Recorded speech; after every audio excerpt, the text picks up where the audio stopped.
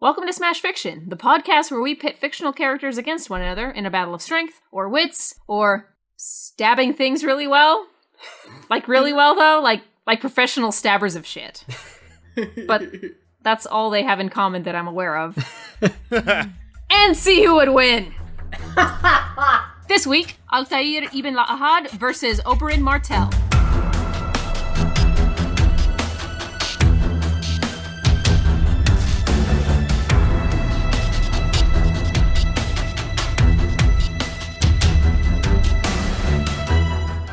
It is the Middle Ages, and for the first time in decades, peace has finally been achieved in the Middle East. It has been hard won, no doubt. The fires of war had been stoked by a number of ambitious, fanatical warlords who drove their people to their deaths solely to further their own short-sighted agendas. But thankfully, most of those warlords have recently died under mysterious circumstances, and the remaining ones took the hint and sued for peace. Now, in Sharita, the capital city of the nation of Kondak, the rulers of a dozen factions have met to sign a binding treaty which will ensure stability in the region for generations to come. But like a bull in a proverbial china shop, into Sharita comes Oberyn Martell, known as the Red Viper. Martell has been abroad recently. After discovering and activating a strange device in the bowels of the Red Keep, he ended up in a world that's very definitely not his native Westeros, but he's not complaining. The seasons are regular and predictable, there's a much smaller threat of zombie invasion, and there's a whole world of very attractive men and women to seduce. In some places, Martell has left behind broken hearts. In others, where jilted lovers or cuckolded spouses decide to get violent, he's left behind more than a few dead bodies. But the celebratory air in the city of Sharita calls to him, and he's eager to indulge in a more reckless debauchery. Consequences be damned. None of this sits particularly well with the leader of the assassin order, Altaïr. It took him a considerable amount of time and resources to remove the troublesome warlords and steer the Middle East toward a ceasefire. And now he sees this walking embodiment of chaos heading straight for his carefully orchestrated peace agreements. He's seen what Oberyn Martell gets up to in these cities, and Altaïr knows that Oberyn's usual ways will only lead to impromptu duels to the death, which could eliminate figures critical to holding the region together, or to illegitimate pregnancies amongst royals, which could lead to wars of succession. Altaïr decides to give peace a chance, and the only chance it will have is if Oberyn Martell is removed from the picture. Fortunately for Martell, he's picked up a few tricks from the perfumed eunuch Varys back in King's Landing, and word comes to him of an elite assassin with designs on his life. But Martell isn't worried. He has his spear, his armor, and his supply of poisons. And now, he has time to prepare. Will Altaïr exterminate the Red Viper, or will the sexy Sneck seduce him too? Or kill him? Or both? I clearly have no idea. I'm as impartial as it gets. That's why I, Kit Mulcairn, am your clueless judge for this match. Advocating for Altaïr Ibn-La'Ahad are Megan Bob. Caw-caw! I can't do an eagle sound, so I had to go. Miles, can you fix that in post? I have absolutely no intention of fixing that in post. Okay, everyone, imagine that was a majestic eagle screech. This was the best I could do. And Liz Logan. Oh shit! Watermelon fruit salad! Oh wait, that's just Oberyn's head. Oh, Too soon. Wow. Ew. Advocating for Oberyn Martell are Dan Mulcairn. I've put a cobra in every haystack. I'm ready. That's an angry toast. All right. And Miles Schneiderman. Unbowed, unbent, unthinking! But totally yelling. Dick. What? That just sounds like you're describing his dick. I don't know. I hope it's unbroken. Jeez. I didn't say unbroken, now I'm worried. That's true. I decided Lady Luck should have some say in which team went first this week, so I just had him play Russian roulette. Oh, using no. sleeping darts aimed at the butt because I'm not a monster, but I am a child. Dan and Miles successfully avoided the fateful bullet during their turns and slid the gun over to Bob, who was next in line. She instead gave Liz a knowing look and slid the gun over to her. Liz proceeded to shoot at Miles until a dart sent him into a rapid slumber, which sent Dan running off into panic, or at least he would have run off if he hadn't tripped on Miles and knocked himself out. Aww. I mean, that's not how you win Russian roulette, but Liz and Bob are still awake, so might as well start with them. I don't know why I ran. There was clearly only one dart in that gun. You know Liz can still beat the shit out of That's you true. with it. Team Altaïr, verbally assassinate your opponents. Are you on the ground? Are you on a roof? A tower? Are you in a town square? Are you next to a haystack? A gazebo? On a horse? On a battlement? In a crowd? Are you a guard? A soldier? An evil zealot? Have a questionable Middle Eastern accent? If so, congratulations! If you meet any one of those conditions or several others left unnamed, you are vulnerable to being assassinated by Syrian assassin Altaïr Ibn-La'Ahad. Designated at birth to become a member of the Brotherhood of Assassins, Altaïr rose through the ranks, attained Master Assassin rank at 25, the youngest to do so, and became the Assassin's mentor after killing former mentor Al-Mualim and stopping his plans and personal piece of Eden, which is a thing the gods made, who are really aliens, to enslave humans, and to open secret temple doors, and some of them were called apples, and were put into satellites. So you can really see why they completely abandoned that storyline eventually. Anyways, Altaïr was the best assassin of his time, the best assassin leader of his time, and best inadvertent alien destroyer of his time. Altaïr basically washed up on the shores of the Brotherhood as a dumb baby, and has been being constantly trained since then. Not even as a small child, but from birth. Do you think the Levantine Brotherhood of Assassins are great at raising kids? Because I sure as shit doubt it. I don't think there's some sort of after-school tutoring program if you don't take to assassing like a duck to water. I'm gonna be real gentle about this, though, and assume that if you don't cut it, you probably go to live in a farm upstate. Because that's what you do with people who wash out on assassin training, right? Anyway, that's how tough he is. He thrived in the daycare from hell. So, Altaïr's story starts with him being a little headstrong. He's unable to recover an alien weapon and kinda left his town open to attack, so Al-Mualim beat his ass back down to the rank of novice. However, instead of quitting or going to the brothel to waste valuable strategizing time, Oberyn Altaïr set out to redeem himself by killing 9 Templars, the old world equivalent of Nazis to the Brotherhood of Assassins. Some of these Templars include a highly guarded city mayor, the leader of the Teutonic Knights, and the Grand Master of the Knights Templar, a highly skilled swordsman. Now, not only is Altaïr a master of stealth, parkour, and looking inconspicuous, totally, with some of these targets, he had to take them out with brute force. Sure, Altaïr's number one strategy is to be unnoticed and unseen until you feel the cold steel of his hidden blade penetrating through your butthole. I mean kidney! Sorry, not playing Dante here. But if he is forced to fight in a duel, or an incredibly lopsided duel, like 20 versus 1 against Altaïr, he is more than capable of this. For example, when tracking down Robert de Salle, the Grand Master of the Knights Templar, Altaïr is forced to fight 6 of his best knights. Like, these are the best Knights Templar. After taking them down without the aid of stealth, he finally faces Robert and kills him. Altaïr eventually is part of the group that kills Genghis Khan and stops the Mongol invasion, even when he's an old-ass man. He's still able to prove his abilities as the best assassin in the world after taking out the traitor Abbas as well, in order to save the legacy of the Brotherhood of Assassins. Compare that to Oberyn, when, after his sister Elia, whom he adores, is raped and murdered by his enemies, he attempts to raise an army for revenge, fails to do that because he's talked down by Jon Arryn, and then decides to be all mopey and hole up in Dorne just seething with revenge. This is an example of Oberyn's hesitation, which he commits again and is ultimately what kills him in his fight against Gregor Clegane. Oberyn is competent as hell. But let's be honest, his life has been one of relative luxury as a Prince of Dorne. A land rich in amazing wine and super sexy boys, girls, and folks of every color in the rainbow of gender and sexual interest. He has been raised from birth with luxury, power. Yeah, he gave it up to go do crazy stuff like fight in the pits at Marine or forge a couple chains while thinking about becoming a maester. Father 8 daughters, work as a mercenary for a while. He's incredible, but there's that saying, jack of all trades and master of none. He's got a wide array of skill sets, but they presume a context where both sides are looking at one another and know what's about to go down. That's not even in Altaïr's understanding. For him, you just find out what you need to know, and then you hunt or sneak them down and kill them. You might look them in the face, maybe, but mostly you just stabby stab stab. But Oberyn's poison, you say? For sure, poison is excellent at killing people, if you can get near them, or if you can bide your time. But Altaïr's thing is changing position rapidly and taking advantage of the element of surprise. He could be beside you and then suddenly he's done a jump from off the side of a building or is in a pile of hay, or maybe he's blending in with some scholars, like an intellectually curious dude bro.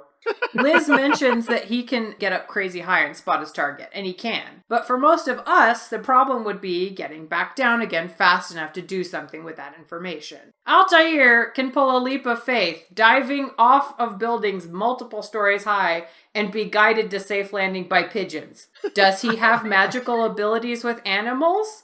I think we have to consider the possibility. I mean, Pigeons help him to land safely, and he can ride literally any horse he jumps on the back of without problem. And let me tell you from experience, horses are opinionated and fractious creatures. They do not care for our laws. It's only a matter of time before the equine uprising, but they spare Altaïr because not only is he a killer extraordinaire, he's also an animal whisperer. And now let's revisit Altair's stealth and parkour abilities. Parkour is literally what the Assassin's Creed franchise is known for, and by God, or alien, is Altaïr good at it. 12-foot walls, tight ropes, statues with pokey things, extremely high falls, none of it phases him. Think of the places he's infiltrated. Highly guarded castles, hospitals, temples, crowded town squares. Plus, as an assassin, your ability to cover ground quickly to reach your target, or get the fuck out of dodge after killing your target, is extremely important. Not only that, but his insane parkour ability plays in perfectly if he is ambushed and needs to get high really quickly to get another fresh drop on his target. His ability to stay quiet and get close lends him the ability to eavesdrop well, and his ability to inconspicuously blend in with monks and ability to look like another emo teenager on a park bench lend him the ability to get close to a target without them even realizing it. Lastly, he's got his eagle vision. With it, he can read people's intentions and mark them as a target outlined in red, which, for example, comes in handy if a target is using decoys or illusions. There's been nothing that showed us Oberyn can handle being surprised in battle. Sure, he can handle being surprised in the midst of a threesome, with the kind of grace and panache Emily Post could only dream of. But that's not the same as being surprised with a knife in the gut. Altaïr can attack from above at any freaking time, and this plays right into Altaïr's hands because Oberyn Martell isn't one for hiding his moves. He flat out tells Tyrion to let Tywin know that he's in town as a way to put him on notice that Oberyn is pissed. That's a baller move, but it's exactly the kind of thing that gets you killed. He's not subtle. He openly mocks people. He wears bright, easy-to-notice colors. He's not afraid to cause a scene by killing some mooks, or at least stabbing them in the wrist. He's damn sure not afraid to openly fight a duel with a freak of nature in the name of justice. Let's just say, he's easy to find. He'll be the one wearing bright colors, making out with someone in between shouting, "Come at me, bro." I mean, not only is Altaïr an amazing master of combat, he's got a smart and logical head on top of his shoulders. Compare that to Oberyn, who literally doesn't have any kind of head on his shoulders right now. And who was laughably blasé about fighting the fiercest warrior in Westeros and hardly bringing the correct equipment to fight him, and also underestimating said warrior and paying with his life. Altaïr, on the other hand, is able to see through illusions generated by the Pieces of Eden, figures out that the man he trusted for all his life was really a traitorous asshole, and was able to learn from the mistakes he made when being bullheaded. Also, think of the shit he's seen as a 12th century person. Alien weaponry, illusions, holographic maps? A lesser person would have gone nuts by that point. He's also able to use the environment to his advantage, either to kill some targets or set them up to be easier to take out. He drops logs. There's literally no other way to say that. There we go. He's even known to use other environmental weapons to take down targets, like when he strangled someone with their own chain. Plus, he's a progressive thinker! He created a better design of the hidden blade and eventually incorporated poison as a legitimate technique to take out targets. Wow! In the end, this guy's death and achievement count is way higher than Oberyn's sex count, which, while achievements were most certainly earned, they weren't the good ones. Oberyn is brash. Altaïr is surgical. When Altaïr goes to finish off his opponents in their confession, his weapon is at the ready. Oberyn didn't get that memo. The time when Oberyn is caught off guard, he dies. The time when Altaïr is caught off guard, he adapts, reassesses the situation, and wins. Altaïr is methodical as heck. Like, he's the accountant of murder. He only gets minimal information from the local bureau, and the rest of the reconnaissance he has to do on his own, complete with all the boring-ass day-to-day stuff that makes a murder go off without a hitch. A thing he does 8 mind-numbing times in the damn video game. Basically, he does his homework and fills out all the appropriate forms in triplicate so he knows precisely what has to go down and can make it happen with expert efficiency. Oberyn flies by the seat of his pants, which is what makes us all love him and want to shag him. I mean that, and he's played by Pedro Pascal, who's incredible, and infinitely more fun than the guy who voices Altaïr. But it's not a who do you want to have a threesome with contest. This is a good old-fashioned kill-off, and Altaïr has the sneakitude, poker face, and blending abilities to get it done with no fuss. Oberyn won't even see him coming. By the way, Bob, I wanted to thank you for getting me the Christmas present of Emily Post's Guide to Orgies and Etiquette. Oh, you're welcome! Yeah, very thoughtful. I knew you and Kit had a really full year planned, so I wanted you guys to be prepared. Well, Well, I'd hate for us not to be polite about these things. I know. That's You hot. always bring a host gift. Usually a gallon of lube. On that note, Team Oberyn, make them regret entering the Viper's Nest. Entering the butthole. Thank you, Liz. That's what we call it. I love you, Liz. Dark, smoldering eyes. Ah! Ooh. Shoulders you could hang a mirrorish bedspread on. Oh, I love it. Oh, God. An accent that drops septons and scullery maids alike to their knees, but for different reasons than usual. Unless Altaïr has either taken a vow of chastity or was born without hormones, he won't be able to bring himself to even attempt to destroy someone as beautiful as Pedro Pascal. But, we're mainly talking about the book version of the character, so let's fight, I guess. Or make love. Or make love. Let's make war, not love. You're gonna wish you had just settled down as one of Oberyn's paramours, Altaïr. He would have taken care of you. Now, he gonna take care of you. Oberyn Martell is a nobleman, a politician, and a first-class rabble-rouser. He grew up steeped in Dornish intrigue, which is like other intrigue, but with more well-placed scorpions, and has been trained all his life to navigate the dark corners and fog-shrouded alleyways of politics, where the killers sharpen their knives, preparing to do great and terrible things that will go unrecorded in the pages of history. Adjectives. Ugh. Doom. Adjectives. Space adjectives. It's so vast. Oh, no. Having assassins come after him is very likely nothing new to Oberyn. And keep in mind, the premier assassins of Westeros, the ones who would be hired for exorbitant prices to take out a guy like the Red Viper of Dorne, are way more badass than Altaïr, capable of changing their faces at will and working effectively while completely blind, among other things. You'd think that in a world where the faceless men exist and literally everyone of political importance has spies, a guy like Oberyn, younger son of the weakest of Westeros' great houses, would be somewhat careful about what he said out loud. Instead, when talking to Tyrion before the duel with Gregor Clegane, in the middle of King's Landing of all places, Oberyn is like, hey man, after this is done, you should totally come down to Dorne so we can plot to bring down the rest of your stupid family. Bring your wife, the one who actually killed the king and has since gone into hiding. It'll be a great time. We'll have some drinks, eat some spicy food, put a crown on your niece's head instead of your nephew's, and start a war, eh? Huh? Even Tyrion Lannister, the alpha and the omega of not keeping your trap shut when you really, really should, is thinking, dude, you want to yell your treason plans a little louder so my dad can hear you? But that's the Red Viper. Totally fearless, presumably because of all the shit he has seen and managed to survive. The guy is good at pretty much everything he tries to do. He studied at the Citadel and earned 6 links of his maester's chain before he got bored and bailed, which is basically like me saying that I got into Harvard, got straight A's for 3 years, and then dropped out because it was too easy. He studied poisons and the art of poisoning in the Free Cities, and possibly other things as well. Dark magic. Sex. Sexy dark magic.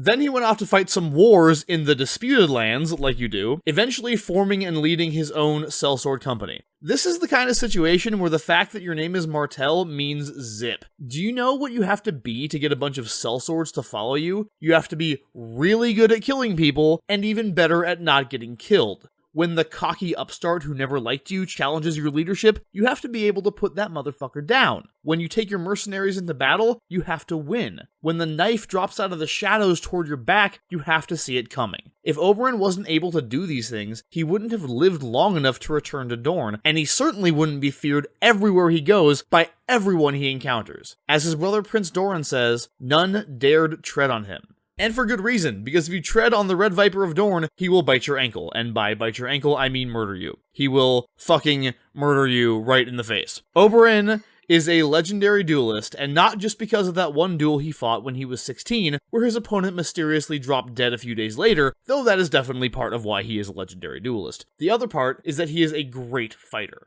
The one time we see him duel in the books, he's up against Gregor Clegane, the mountain that rides. If Gregor isn't considered the most formidable warrior in Westeros, he's definitely top 5, and probably higher after his brother got religious, Loras Tyrell did a really good Wicked Witch of the West impression, and Jaime Lannister found out Vader was his father. Gregor is massive, ridiculously strong, and completely amoral. He comes to the fight in full plate with a huge shield and the monkey grip feat, which allows him to use his two-handed greatsword one-handed. Anyone remember the monkey grip feat? No? Okay, moving on. Oberyn goes into the fight with leather armor, a little copper shield, and a spear. There's only one way this ends in D&D, because there's only one way it ends for basically anyone not named Oberyn Martell. He doesn't just beat Gregor, he destroys him. To paraphrase MC Hammer, there is no scenario, in all the myriad alternate realities created by the vagaries of probability, in which Gregor has the slightest chance of touching this. Oberyn doesn't even break a sweat. His lover Ilaria recognizes early that he's just playing around with Clegane. There's this scene earlier in the book where Tyrion is trying to get Bronn to fight Gregor for him. Bronn basically says, yeah, I guess I could try to skip around him until he got tired and then kill him, but that's super risky and go fuck yourself. Oberyn does exactly that, only with some taunting thrown in and some cunning use of the sun, which Oberyn reflects off his shield into Clegane's eyes. This strategy results in Oberyn not even getting scratched. Gregor, on the other hand, gets a spear in the armpit, a spear in the back of the knee, and then a spear through the chest, pinning him to the ground when Oberyn uses said spear to fucking pole vault him. Gregor is on the ground, unable to stand while his blood forms a steadily growing pool around him. Oberyn is untouched. One of the greatest warriors in Westeros, and to Oberyn, he was the Cleveland Browns.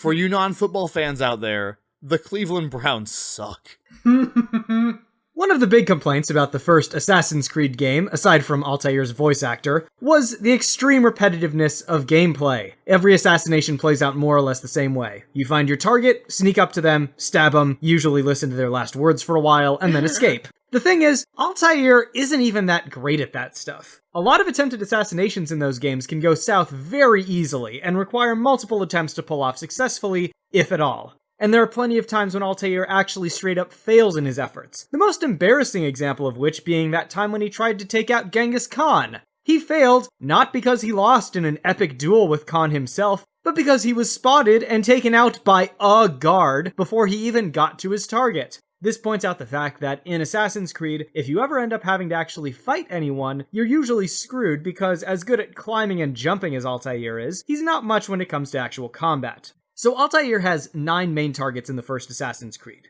Of the first 7, none of them are fighters. We have 2 merchants, a doctor, a slave trader, 2 city officials, and a scholar. Target number 8 is a knight, but by the time Altaïr's gotten to him, he's basically lost his mind. The final target, Robert, is a knight with all his faculties, and he proves to be incredibly difficult for Altaïr to get a hold on. The first time Altaïr attempts to assassinate him, Robert notices him and beats him in a fight. The second time, Altaïr falls for a trap that Robert sets, and in the third fight, Altaïr only barely manages to pull out a victory after taking a significant beating. If Robert had been as skilled as Oberyn, and had been using a weapon with a significant strategic advantage, like a poisoned spear, Altaïr would have been curb-stomped, just like what's about to happen to him now. Altaïr may carry a sword, but he's not that great with it. His fighting style is very plain and straightforward, and leaves him very open to being countered, particularly when he's fighting a skilled and wily opponent like Oberyn. He also has the Hidden Blade, which is a short dagger that pops out of a concealed sheath on his wrist. The Hidden Blade is pretty useful for assassinations, but it's really easily broken by a skilled combatant. This happens with numerous other assassins, including both Ezio and his father Giovanni, Duncan Walpole, and most noticeably to Galina Voronina in Assassin's Creed Syndicate, who had 2 Hidden Blades, and both broke in the same fight. Furthermore, the Hidden Blade can't be used to block or parry an incoming attack. You have to already be in a tactically superior position to even use it. Therefore, it won't help Altaïr to win the fight if he's not already winning. In melee combat, spears have a significant advantage over swords, and are hugely effective against knives and daggers. Spears have great leverage, so they hit much harder than swords or knives do. They have much greater reach, 8 feet in Oberyn's case, and spears are much faster than swords. They can be used effectively even at point-blank range because a skilled user can grab the spear anywhere, even just beneath the head. The long haft can be used as a weapon in and of itself. In close quarters, spears are much better than swords. If you're fighting in a hallway or in a room with a low ceiling, spears lose none of their effectiveness, whereas swords become almost worthless. In 5th edition D&D, a pike, the closest analog to Oberyn's long spear, has reach and deals 1d10 damage. Altair's sword deals 1d8 damage, while his beloved knives deal a piddly 1d4 damage each. And none of his weapons have reach, meaning he's going to be enduring the mother of all opportunity attacks on his way into melee range. And remember that those opportunity attacks are going to be coated in deadly venom. Oberyn has all the advantages here. He's a cannier fighter with a better weapon and better armor who's able to dictate how and where this fight will go down. He's not a clueless merchant or blundering politician, as so many of Altair's targets are. And Altair's own shortcomings will be on full display here as he tries and fails to take out the Red Viper. Altaïr Morghulis. Very good. Okay. Well, thanks. It's like I stopped listening. No, I'm taking it all in. For a long time, though, I was like, would it be venom? Is it actually from a venomous animal that he is? Yeah, he takes it from snakes. That's where he gets his name from. Okay. What, is venom still effective? Well, that's where my I have mind is similar going. biology I suspect questions. we'll get to that. Yes. It is now time for the rebooties. Starting with Team Altaïr. I'm sure you have some shit to say after that. Alright, so Miles so eloquently said, Oberyn went into the square with Tyrion and said, "Ha, let's fuck your family. I mean, fuck up your family." He actually specifically said he didn't want to fuck Cersei, so it's kind of, the other thing. Ha.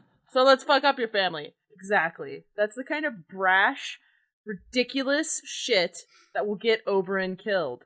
Altaïr, literally part of when you're reconning your target is to not get too close, to stay far away without them noticing you, because if you do get too close, you fail and have to restart the mission. The way he marks targets is he stays far away, he blends in, he is as inconspicuous as a guy dressed like a ghost in the street can look. But it works in the game, but it's okay in the game. And he eavesdrops. That is a game mechanic. You have to eavesdrop. He's going to immediately identify him. He's going to be like, okay, this guy is ridiculous. He's going to follow him a little bit. He's going to see that he's still ridiculous. And Oberyn just won't be expecting a stealth attack. And if they did get into combat, Dan's saying, oh, he has no reach and stuff. Are you kidding me? He's got a sword. He fights people with spears in the game. Sometimes he fights 25, 30 people. I've aggroed entire fucking towns in the game and can go to town on them with my sword. Well, first of all, he's expecting a stealth attack because he knows an assassin is coming after him, so... Yeah, but it could be a shitty assassin. I mean, it is a shitty assassin. Okay, that's our point. Oh, sir, I will not have name callings. I mean, look, you're right, Oberyn is brash, but as I said, it's because he's fearless, and none of the stuff he's been talking about, again, in a society with better assassins than Altaïr, it hasn't gotten him killed so far, because anyone who tries to come at him for talking too much gets their asses kicked. So if an assassin wants to strike someone up close, I'd say a spear is pretty shitty to have in close combat. What, is he going to just stand in a open market square like all day? That's not going to work. The benefit that Oberyn has is that he's able to dictate where and how this fight occurs. Because he knows that Altaïr is coming, he knows that the pressure is on Altaïr to come to him. So I'm thinking he puts a moat around himself, because we've seen what happens when Altaïr tries to swim, and it is not pretty. That's an instant game over.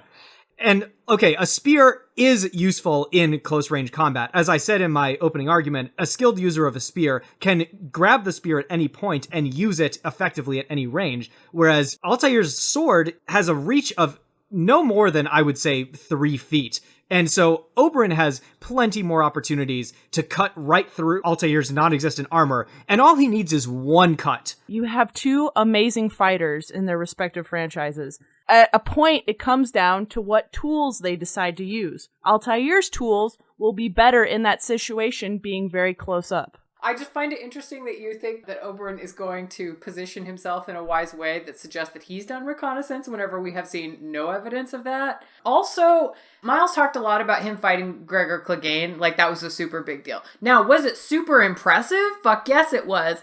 However, that's a completely different kind of opponent. Like, you watch Gregor Clegane fight, and the way that he fights is that it's all force. So he's not trying to do lots of, like, spins. He's not trying to get in lots of attacks. What he's trying to do is do the utmost kind of damage that he can do in a single swing. which is very, very different than any kind of stealth shit. Like, take one fucking look at Gregor Clegane. Stealth is not going to be a strong suit he has unless he's going to be dressed as, like, a pile of hay.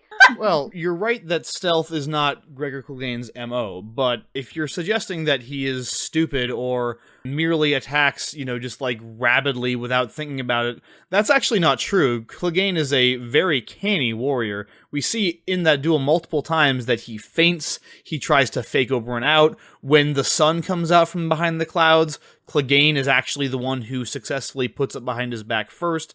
Oberyn, of course, uses that to advantage. But let's not go crazy on, like, Gregor Clegane not being an impressive opponent. No, he's definitely impressive. He's just a completely different, like, this is not apples and oranges. This is like apples and hippopotamus. That's fine, but Oberyn beat the fuck out of him. I mean, if he were trying to beat a hippopotamus, that would definitely be like a point in your favor. The fight against Clegane just reveals how incredibly strategic and analytical Oberyn is when it comes to combat. Like, because Clegane is a massive and armored foe, Oberyn taunts him and dances in and out of range so that he exhausts himself. He knows that Clegane's sword can basically cut him in half regardless of what armor he's wearing, so he wears light armor so it doesn't slow him down. And he uses a spear specifically so that he can overcome the reach that Clegane's giant sword gives him. Everything that he does in that fight was specifically chosen against Clegane, but it came from this mind that analyzes foes and targets their weaknesses. It's interesting you bring up taunting, because that would literally be the only thing Altaïr would need to do to get Oberyn off of his game. He makes terrible, terrible life decisions whenever he is upset about things. I think we can all agree about that. On that note, it is now Team Oberyn's turn. So on that note, Bob, what you were talking about, the terrible life decision in question. And we've heard a lot of jokes today. A lot of fun's been had about watermelons and stuff. Fruit salad. Let's talk about the fact that Oberyn does get killed by Gregor Clegane. Now, I've already discussed how easily Oberyn kicked Gregor's ass in that duel. I mean, if he just walked away and let Gregor bleed out after pole vaulting him, he would have won. And, like, some dude off screen would have been all, flawless victory. But this was an incredibly personal duel. An incredibly personal duel, as we know from Oberyn going all Inigo Montoya on his ass. He didn't just want to kill Clegane, he wanted to make him confess to murdering Oberyn Martell and her children. That's why he was just toying with Gregor at first. That's why he didn't finish him off right away when he could have, or just let him, when he could have, yes, or just let him die there on the ground. If the goal had just been to kill his enemy, that fight would have taken about 5 minutes. Not least because Oberyn's spear was pointed with Kit manticore venom, as it happens. Manticore venom actually typically kills as soon as it reaches the heart, so almost instantly, but this venom, in particular, had been thickened to draw out Gregor's death as slowly and painfully as possible. And if Oberyn hadn't done that, he would have been all like, you raped her! You murdered her! You killed her oh, now you're dead. Okay, then. He got cocky for a second and it cost him, but A, Gregor still ended up dead, and B, that absolutely would not have happened if this fight was occurring over a less personal grievance, which this one definitely is. Oh, and C, when Cersei learns all this about the poison from Qyburn, who is a fucking necromancer, he says that the only way he knows for Oberyn to have thickened that poison is via a spell. So yes, Oberyn Martell knows magic. Come at me! So you're telling me that of all people, Oberyn Martell would just totally kill him, not care, be like, someone just tried to kill me. You're telling me that some dude in the Game of Thrones universe wouldn't be interested in who sent an assassin to kill him? Everyone in Game of Thrones is always playing the game. So when you play the game, someone's trying to kill you, you damn well figure out who's trying to kill you, which means trying to keep that assassin alive, which is just enough time for Altaïr to slip his blade and kill Oberyn. He would totally be trying to figure out who he is. He wouldn't just be like, kill him. Which means he'd make brash decisions. He'd toy with him. Go tell your master, like, blah, blah, blah, that you tried to kill the great Viper. You didn't. I'm the best. I'm dead now. On top of that, you just admitted that he made a bad decision by choosing to have this thickened venom just to draw out the death. It fucked him. That he made a tactical decision and it fucked him so bad. That wasn't a tactical decision. That was a decision made born of the personal nature of the combat. Because everything is personal to him. No, it's not. This one. Yes, he stabbed that guy in the wrist. That was for singing the Reigns of Castamere. okay. First of all, that was in the fucking show, and that was in season 4 of the show, and season 4 and everything past season 4 is bullshit. Second of all, Hearsay. Judge, is that going to be entered into the record? I mean, that's up to Kit. But no, everything is not personal. That was personal. He can find out who sent an assassin to kill him. He's not going to try to leave the assassin alive first. He will deal with the person trying to take his life and then use his other considerable means, intelligence, everything else, to find out the answer. I don't think that's the case, though. I think he will totally be open to the idea of toying with the person that kills him. Everything is a game to him. I want to mention one thing that Liz brought up in her opening argument. You mentioned how Altaïr killed his previous master, Al-Mualim. And that's true, he did, kill this weak old man at the end of his life. But this was Who had the power of an alien god! But this was after Al-Mualim played him for a total puppet and fool throughout the entirety of that game. Like, Altaïr was perfectly willing to be led by the nose and kill a bunch of people basically at this guy's say-so. Like, when it comes to being manipulated by a canny opponent, Altaïr is perfect ground for Oberyn Martell to mess around with. Okay, and just as you said, if Oberyn's dictating the rules of this fight and he's just standing on a little grassy knoll with a moat around him, I'm sure we're gonna have some real philosophical discussions there. Team Altaïr, do you have an example of when Altaïr won against someone that knew he was coming? Oh yeah, Robert de Salle. So he comes up to King Richard the Lionheart and is like, hey, I want to kill Robert de Salle. He's Knights Templar. He's really evil. And Richard's like, Robert, you must fight him for your honor. Robert's like, oh, fuck. First, fight these 6 people. So he sends 6 of his best Knights Templar. Altaïr defeats them handily. Then Robert de Salle comes up. Altaïr kills Robert de Salle handily. On attempt 3 of 3. Team Oberyn, do you have an example of when Oberyn defeated an assassin that he knew was coming? Not specifically, no. I'm assuming it happened because he was a sellsword and the leader of his own sellsword company, which means somebody at some point tried to assassinate him. I guarantee it. And also a very mouthy noble. Yeah, also a very mouthy nobleman who has attempted to start multiple rebellions. Statistically speaking. Okay. So, I'm sorry. My knees just got really stiff. Oh, that's a shame. You should probably sit down. Anyone else's joints not cooperating all of a sudden? Maybe there is a storm a-coming. The lightning round. What? No! Fuck, we have to bring our electronics inside. Kid, are you getting that old that you can detect storms with your knee?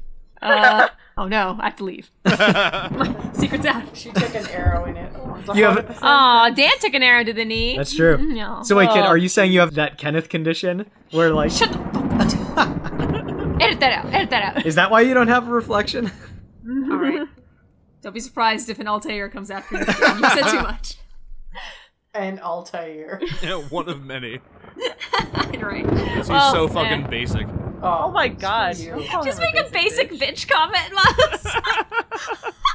Wow. Hashtag basic Altaïr. Hashtag fuckboy nobleman. Yes.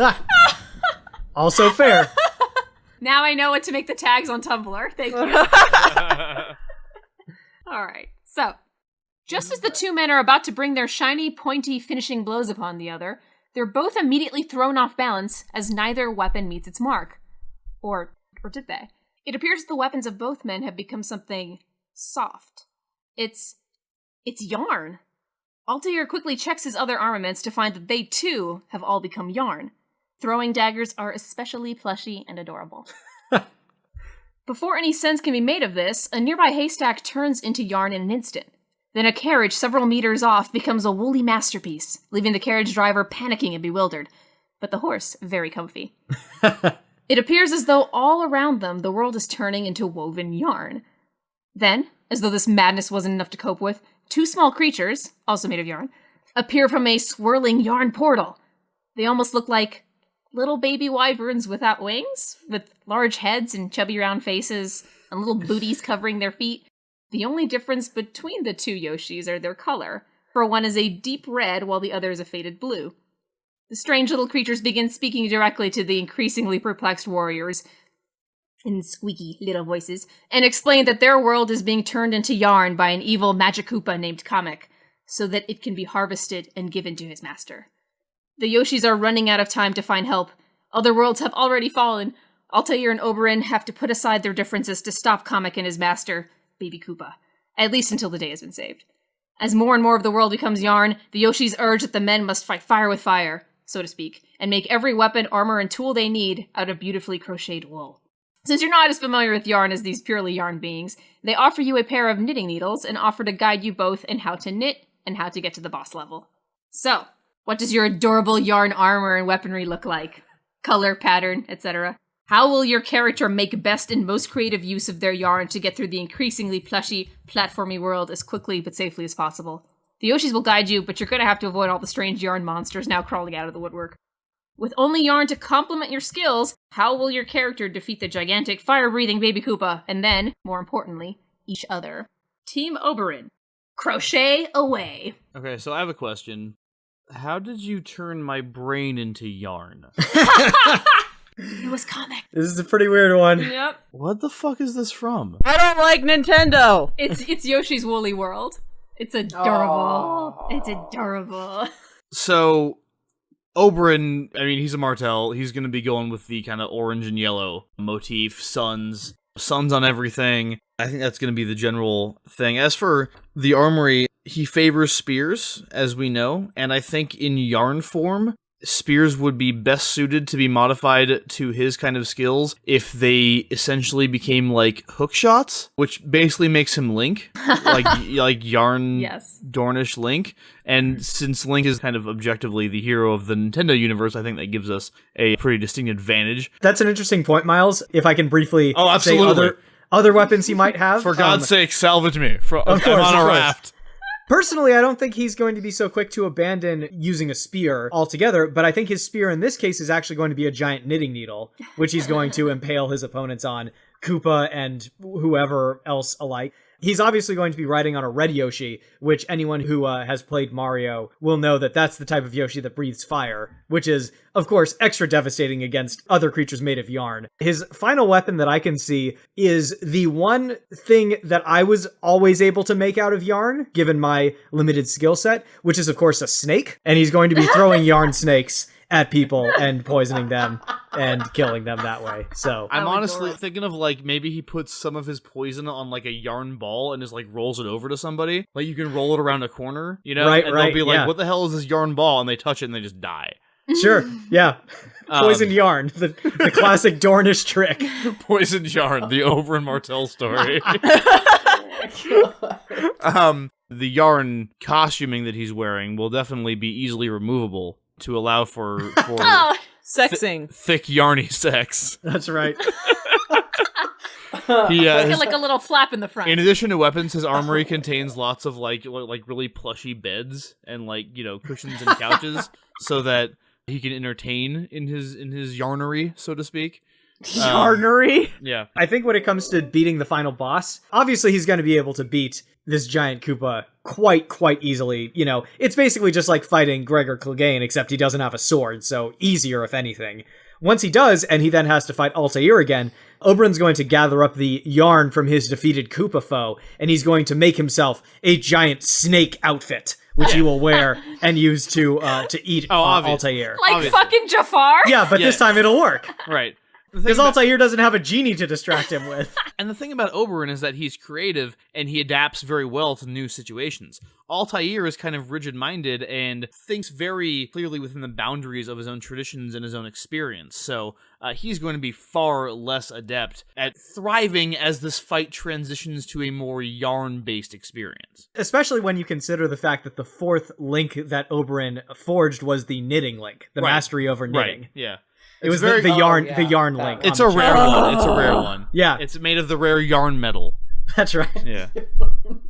Yettle. Okay. Yettle. Yarnamantine. Yarnamantine. What's the one from the DC universe? Oh, there's a bunch. Kryptonite, nth metal. Yarnbranium? Unobtainium. No. Oh, yeah. No. Take that shit out of here. Is it Promethium? Is that what you were maybe thinking of? I don't. Who the fuck knows? All right, sure. Team Altaïr, to your needles. Okay, so it's going to be doily based. It's going to be a lot of doily. It's going to overlap, like almost like dragon scales, but also sort of almost in a Ooh, like a falling waterfall just of doilies. But he's also seen a lot of medieval illustrations of rare animals, and he's already got the color scheme down, so he's going to have some little panda ears on top of his hood. Because he's seen some of those bestiaries, and he's like, I want me some of that shit. So he's put some little panda ears on top of his white hood. And then as far as his creative use of weapons is concerned, so there's going to be... So he's a climber. I think it's only natural that he is going to become Yarn Spider-Man. With Thank panda you! ears? Oh my god, Spider-Man was written on my sheet, Megan Bob! No. Oh my god, we have to get married. Clearly, that's and then the logical also, thing to do. I think Neil, I'm so sorry that you had to find out this way. the other thing that's going to happen is that not only is he Yarn Spider-Man, but he is also going to have, like, he's going to knit himself some yarn wings. In medieval times, physics didn't work the way they do now. And so he's going to leap off of buildings, and instead of doing the leap of faith where he lands in some hay, he's just going to swoop around like Rocket J. Squirrel from Bullwinkle and, like, just dive bomb the fuck out of Oberyn and Koopa. Okay. And then also, obviously, nets. Nets are obvious. Megan Bob and I are on the same page, but first of all, as I've said before, Altaïr is a progressive thinker for his time. He designed weapons while he was at the Brotherhood, and he was open to new ideas and shirking off old ones that didn't make sense. So first of all, his name, when he enters this yarn world, is going to be Altaïr. So progressive. And his weapon of choice. He's going to take his 2 crochet needles and turn them into surgical hidden crochet needles and wrap them in gauntlets around his yarn. But he's going to fashion them in a way where they're kind of going to be like a needle. So they're going to have an eye, right, to slip yarn through. So he's going to make his gauntlet, stick a whole bunch of yarn on the end of each needle on each of his arms, and then he's going to fashion a mechanism to continue the Spider-Man motif. Not only is he going to be swinging around and using what's made of yarn to swing and traverse quickly, it's like everything's going to be a rope ladder for him. It's going to be awesome. But he's going to extend his arms out just like Spider-Man does, but instead it's going to be surgical needles with a ton of yarn, and it's going to be like the webbing, but it's actually yarn. And then that's how he's going to actually defeat everyone. He's going to have these crazy yarn slashy thingies with surgical needles. And, as Megan Bob mentioned earlier, his incredible control of those fractious creatures called horses. He's going to make Koopa his horse, because in my mind, Koopa is a fractious creature. He's going to stick each of those yarn needles from his gauntlets into Koopa's sides and extend his yarn and use them as reins, and he's going to use Koopa to stomp all over Oberyn, and Oberyn's going to be like, oh my god, sex. That's exactly and he's gonna win. What I had imagined happening. And his armor obviously is gonna match Spider-Man's colors too, so it's gonna be red and a little bit of blue. The panda ears are going to be white, but the rest of it's going to be Spider-Man colors. Yeah, it fits perfectly. They share mostly the same Spider-Man's color in the palette. bestiary. Yeah. Lo, anon, 'tis a Spider-Man. A spidered man. Yeah, I started Koopa. out imagining Altaïr in a panda kigurumi, like pajama thing. And now it's both. like a weird Spider-Man panda Halloween costume gone terribly wrong. With a flowy scarf and like crazy Oh, gauntlet so dispensing flowy. surgical needles. I Oh, don't know. it's You'd think so- the scarf would be too long, but he actually just uses it to strangle people. And as I said before, he strangles people, so. Well, maybe Oberyn. Maybe likes- that's okay, you know Oberyn's what? I was kink. gonna say- Yeah. Yep. Exactly. You know what? You know Oberyn, what? if I you're need to listening, go. baby, I it need is to a go. sex thing. Bye, Kit. Bye, love Kid. you. Is it too late for me to say Oberyn Martell? Yeah. Oh my god, why didn't you say that? Because I'm an Come on, idiot, man. that's why. Oh, fuck, Dan. I know, man. I tried so hard to get into Assassin's Creed, but it's like so grindy. Oh my god. Those games were good when I had lots of free time. Now I can't be bothered to play shit. Like, I'm having a hard time playing Final Fantasy 15 right now and all the garbage they have you do. Oh my god. I was telling Dan as we were prepping for this match, because I obviously didn't play Assassin's Creed because I hate video games, but I was reading the Assassin's Creed wiki just like to start off my research, and I was reading the Altair's entry, and it was the longest, most boring thing I think I've ever read over the course of this podcast. Like, it's... Really? I think so. It's like, it's really fucking... Mortal Kombat. I know, dude, but it's really long, and every entry is just like, then Altaïr was told to do this, and then he went and did it, and then he returned to the temple, and pined for his dead girlfriend, and then he was told to kill someone else, and he did that. See, and the twist of how his leader was bad, who had been previously directing him, kind of threw me a loop. Again, when I was much younger playing that game, but all in all, like, the second Assassin's Creed game and the sequel to that one, Brotherhood, those were the best games in the entire franchise. The pirate one was pretty cool, too. So how are you feeling about the movie, wow. Liz? It's gonna be awful. Okay. Video game movies are not good. I have no trust. I love Fassbender, but no. Tomb Raider? I actually really love the first Tomb Raider and the second Tomb Raider. Has there ever been a legitimately good movie based on a video game? Oh, No. that Battleship one was amazing. That's not No. based on a video game. No, I know, there I'm just hasn't. joking. There hasn't. Tomb Raider is kind of good. Tomb Raider is as close as it's gotten. Yeah, Tomb Raider's fine. The first one is fine. The second one's okay, too, actually. Yeah, I like them both. They're okay. Like, they're fine. Not I think Mortal they're Kombat, not Street Fighter. Not Resident How Evil. dare you? Okay. Oh, Resident Evil actually is... the first Resident Evil's... Yeah, I like some of the Resident Evils and some of the CG Final Fantasy movies. If you're a fan, they are good. Oh, yeah. those Yeah, were you need good. to go in with some buy-in though. Like you need to Yes. be sold on the FF7 characters for Advent Children to be at all enjoyable. Yeah, Neil and I still say, oh, the spirit density's really high here. That's right. The first Resident Evil movie is legitimately, like, good film. Like, really good. I disagree. I don't think it's that great, but again, as a Resident Evil fan, I like it. How was Prince of Persia? Oh shit, Tron Legacy wasn't so bad. I mean, Tron is good. Oh, That's not based on a video It's game, not based though. on a video game, though. It's about video games, but not a pre-existing video game. Oh. Yeah. Could have sworn And Prince there of was Persia's no good. Also, The arcade As a cabinets side note. must have come after It's that. got Jake Gyllenhaal, though. Yep. Well, Well, a lot of things have Jake Gyllenhaal, Gyllenhaal, Miles. Not everything is good. Speaking of Jake Gyllenhaal, him being the Prince of Persia, do you think in this current Assassin's Creed movie that they're going to get another white guy to play a Middle Eastern person? Well, they did. They Michael already Fassbender. did. No, Yeah. no. Damn it, yes. Michael Fassbender is Spanish. He's an assassin from Spain during the time of the Spanish Inquisition, I believe, which is still problematic.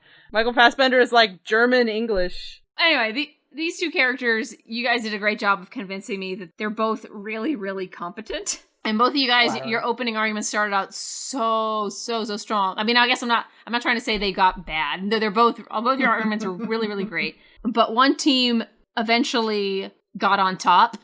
Yeah. And refused to move from that position. So Being very ungenerous lovers. clap, clap, clap, clap, yes. Boners. And I'm gonna have to say, congrats for surviving Oberyn Martell. Woo! Yeah, Wow. yeah. I was like, Oh man. when Altaïr came out of the gate strong, I was like, holy shit! And then, eventually, Team Oberyn Martell. That's because he's spending all his time as Altaïr. Is that how he survives? He gets away. He respools himself. And He's the leader of the Koopas now. He has no need for your human things. oh, it's a cute little assassin order of Koopas. Little yarn Koopas. Oh my god, Shy Guys are totally made to be like assassins. They have little masks Yeah, and everything. that's true. In order to, determine the result of the lightning round, do we have to have another episode that's Yarn Spider-Man versus Yarn Link? Is that what needs to happen now? Oh, please, yes. There He's gonna was yarn a- all over you. Over to thanks. Do-do-do-do-do-do-do. Thank you to Master Gafizzle for retweeting the Bondwoman match and Extraordinary League. Glad you liked. Also, lots of people to thank for retweeting about The Incredibles versus Big Hero 6. You guys really liked it, huh? Tyler Fullman, Cosplay Fiend, Rafael Medina, Mike Booch, Jeffrey Ketchum, Thomas Durfee, and Sam Makonda. Vander Turner also tweeted about it. Thank you. Nancy Hunt Gosnell tweeted about us. Thank you very much. Finally, the Film Narc podcast tweeted us about Riddick Daredevil. They were having it was kind of like a live tweet situation. Yeah. But they said they loved the show. So I'm glad. Thank They you. were having some very intense feelings about who should win that match. Little Kipepeo. This is on Tumblr. Yeah, on Tumbles. They didn't tag us, but Dan found it anyway. My pending Smash Fiction fan art list. Stitch the Big Blue Dog. Bond Girls, My Little Ponies. Baymax dressed up as Thor, holding up Mjolnir, because he deserves that, damn it. and either archer blinding himself in the face or hitting every triceratops before falling off a cliff. Undoubtedly, there will be more to come, like still considering Golf Daddy Voldemort. Yep.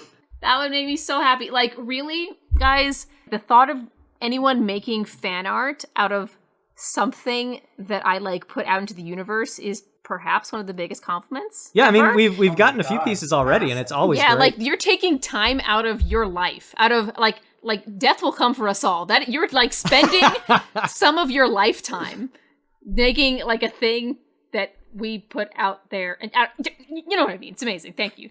If you also want to give up some of your precious life energy, but are not otherwise artistically inclined, we always appreciate a favorable rating and review on iTunes so that we can find more of you crazy, wonderful people. Thank you all for listening to another cute and cuddly Smash Fiction match. Next week, Mystique versus The Question, Renee Montoya.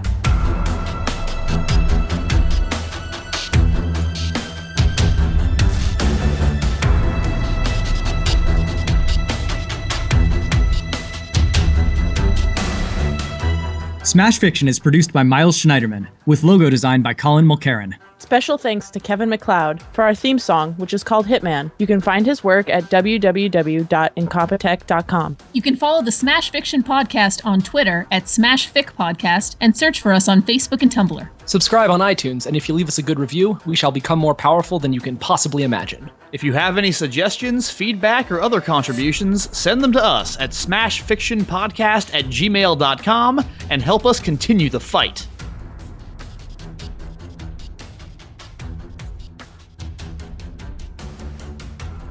Oberyn and Altaïr roll to their feet and notice the strange weapon their opponent is holding before. I'm sorry. And wait. I'm sorry. I gotta read this ahead of time. I don't know how I wrote it. I just keep imagining that you're talking about their dicks. You would. Like, it sounds like they're about to be in a porn together. Truly, Liz, you are the Tina Belcher of this podcast. Oh my god. You're right. Oberyn and Altaïr roll to their feet and notice the strange weapon their opponent is holding before looking down at their own. Sorry. Damn it. Take a breath. Hold it in. Forever. Do you see what I'm saying? I mean, how can you can't Well, now I do. It appears that the weapons of both men have become something... Damn it, Liz! Damn it, Liz! What have you done? You're gonna lose it when I say this. Oh my gosh, this is great! Oh, I'm so happy. Liz, you are really elevating the discourse of this podcast. Fantasy triple X. Okay, I'm gonna have to do like 2 more takes because once I read it, I'm gonna start laughing. I'm so sorry. Hold on, let me get out of the way now. It appears that the weapons of both men have become soft. Wow. How dare you slander Oberyn Martell that way? No one ever becomes soft in his presence. Oh, what a thought!